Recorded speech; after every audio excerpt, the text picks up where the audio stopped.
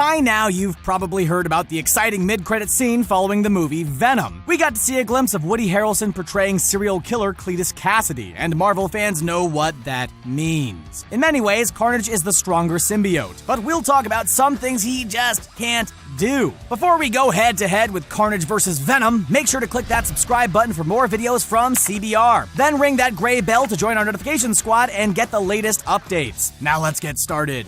Heroics. This one may sound simple, but the fact is that Venom is a hero, while Carnage is a villain through and through. Sure, Venom is pretty much the definition of an anti-hero, but the word hero is still involved. During the movie Venom, we saw the titular symbiote come to Earth with dreams of conquering it, only to realize it's actually a pretty cool place. He gets perhaps way too close to Eddie Brock and decides he could get used to the whole only eating some of the people some of the time thing. On the other hand, we have Carnage, who has all of Venom's bad qualities and none of his good ones. And to make him an even more insidious character, he's also inextricably linked to a horrific serial killer named Cletus Cassidy. Don't get us wrong, Venom is far from an angel, but he does manage to save the day from time to time. For a long time, Venom and SpiderMan were mortal enemies, but eventually the two decided to live and let live. When it comes to ways to take out a superhero, capitulation is really a criminally underrated method, and it's one that a character like Carnage will never be able to utilize. Sanity. We all know that Venom isn't going to win any awards for most well-adjusted being in the galaxy, but keep in mind that he is an alien from another planet. Sure, he's a fan of ripping people's heads off, but he wants the bodies and heads put neatly in separate piles. Many of Venom's, let's say, unique outlooks on life are easily explained by the fact that he's from an alien planet. Like any other visitor, there's a bit of a learning curve, and a completely different set of morals and customs to learn. Although Venom was hurt by Spider-Man's rejection, he did form an emotional bond with Peter Parker. Before he left him, he moved Peter's unconscious body to safety as a final act of kindness. And then on the other hand, we have Carnage, who is not at all capable of that type of empathy. The reason he syncs up so well with Cletus is because they're both absolutely insane. Venom is capable of playing it cool, biding his time and forging useful alliances with other characters. Carnage may be physically stronger, but in terms of mental fortitude, Venom definitely has him beat. Not that it's saying much when they're both bloodthirsty aliens, but at least it's something. Home.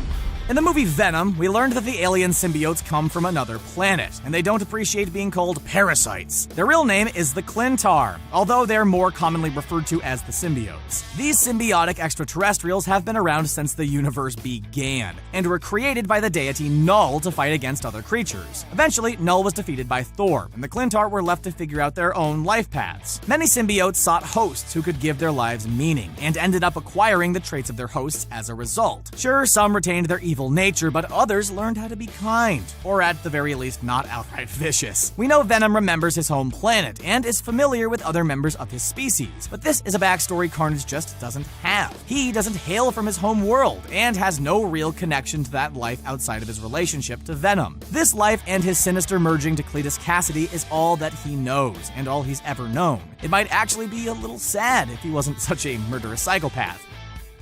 Partnership. If you've seen the movie Venom, or if you've read the comics, you know that Eddie Brock and Venom are just better together. The Marvel movie starts out with evil Carlton Drake realizing it's harder than he thought to find the perfect host for an alien symbiote. Venom remarks later in the movie that he would be loath to let Eddie Brock go because he's such a perfect host. But at various times in the movie, he can and does let Eddie go. After being forcibly separated from Eddie during the movie, we saw Venom take over a dog and Eddie's ex-girlfriend, Anne Weying. But this is an option Carnage doesn't have. When he fuses with Cletus Cassidy in the comics, he actually enters his bloodstream and becomes one with the killer at a cellular level. Separate. Not only does Venom have the benefit of two minds, he's able to separate from Eddie Brock from time to time. In the comics, we see him merge with many other people, including Spider-Man, Flash Thompson, Lee Price, and Tel Kar. This not only means he can access different powers and abilities, but it's a huge tool when it comes to survival. Cletus Cassidy and Carnage are so intertwined that they're both weakened terribly when separated. Sure, we've seen Carnage merge with other characters from time to time, but he's at his best and strongest when he's fused with Cletus. In the comics, we saw Venom break the bond between Cletus and his symbiote, and absorb the symbiote back into his body. This means Cletus is just one of the many dime a dozen maniacs now, and he isn't happy about it. He proceeds to go even crazier than we thought was possible once stripped of his powers. Cletus paints his body red and goes on a rampage, desperate for his symbiote-infused powers to come back. Big screen. When it comes to Marvel characters, it's no secret that Venom has been a fan favorite for a long time, but there were quite a few complications when it came to him hitting the big screen. Of course, there's the whole Sony, Marvel, Disney thing where great comic characters ended up owned by different studios who are now converging. And for a long time, it seemed pretty impossible to have a Venom movie without Spider-Man. After all, the reason Venom has his signature powers is because of the time he spent fused with Peter Parker. But as we all know, they were able to move past that little hiccup and bring Venom to the big screen. And to the surprise of many, the movie was actually good. The warped Spider-Man symbol was removed from Venom's chest, and his powers were just attributed to the fact that he's an alien. But another reason which gave fans pause when it came to seeing Venom in theaters was the fact that it was rated PG-13. Comic book fans know that Venom is a brutal character, and that's part of the reason he's so appealing. Creating a PG-13 Venom movie meant toning down the graphic violence and language, which is a huge part of the character. While it was done, we can't see Carnage being able to get his own standalone movie. He's just too violently insane to ever be corralled into a PG-13 film.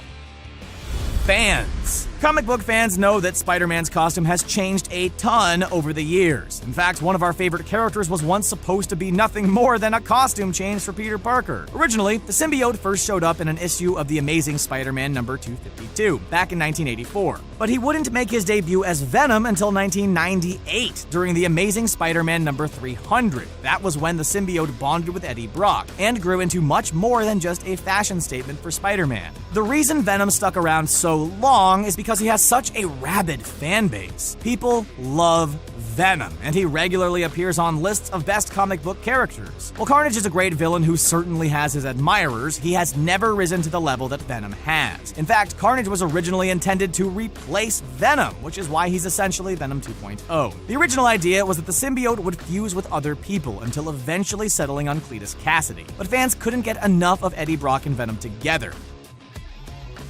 Spider-Man. By now, you know all about the relationship between Venom and Carnage, but now we're going to talk about the relationship between Venom and Spider-Man in the comic books. Eddie Brock and Venom both came to despise Spider-Man on their own, and that hate is what drew them together in the first place. In the comics, Eddie Brock was a journalist who falsely identified someone as the killer, Sin Eater. When Spider-Man unmasked the right person, it destroyed Eddie's career and sent him into a severe downward spiral. Meanwhile, the symbiote had been faithfully serving as Spider-Man's loyal costume before the web-slinger ultimately rejected it. Because Eddie Brock and the symbiote are two of the few beings on the planet who doesn't love Spider-Man, they were a perfect match. But eventually, Spider-Man and Venom make an uneasy peace with one another. They not only let bygones be bygones, but they team up together from time to time to stop bad guys, including Carnage. We know Venom is an anti-hero, but he does have the ability to team up with other heroes when the situation calls for it. This is an option which Carnage will never have, because he is all-out evil.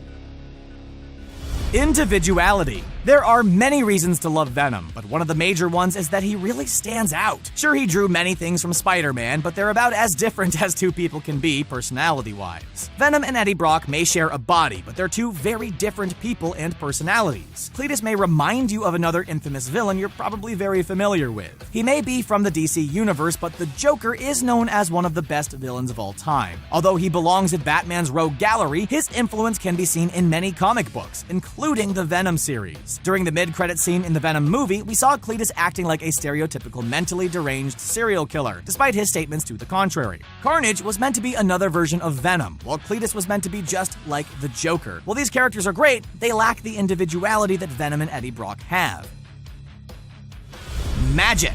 Venom and Carnage do have a lot of things in common, including their weaknesses. Even if you've just seen the movie Venom, you probably remember that the alien symbiotes have two weaknesses. They can survive massive impacts, death-defying falls, and a hail of bullets, but they are able to be defeated. The first thing the symbiotes can't stand are sound waves of a certain level. It's enough to make a symbiote lose control of its host, or perish altogether if it goes on for too long. The second weakness of the symbiotes is good old-fashioned fire. It may seem simple, but it's an effective way to get rid of any alien symbiotes plaguing you. Unless you're Carnage, that is. That's right, while Venom and Carnage are both susceptible to fire, Carnage is no longer vulnerable to sound waves. This may sound like a huge advantage, but he had to swap that out for another huge weakness. During Carnage Volume 2, number 15, we saw Carnage facing off against the Elder God Chithon. Now, in general, facing off against these kinds of entities tends to end up incredibly bad. But when you're a psychotic villain like Carnage, you don't really have much to lose. He ends up being empowered by Chthon's magic and loses his vulnerability to sound waves. But he gains a weakness to chthonic magic, against which Venom is much stronger. Those were just some of the things Venom could do that Carnage cannot. Who's your favorite symbiote in the Venom series? Let us know who you cheer for in the comments section below, and then click that subscribe button so you don't miss any videos from CBR. Thanks for watching, and we'll see you next time.